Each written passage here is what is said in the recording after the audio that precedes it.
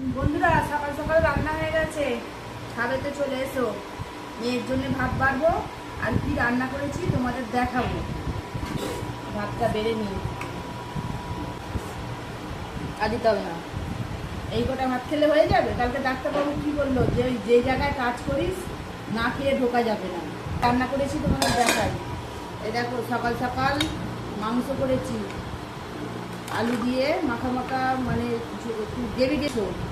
আর এখানে করেছি আমের চাটনি, আর এখানে করেছি ডাল। এই দেখো ঘন ঘন ডাল, মেয়েকে দিয়ে দিই।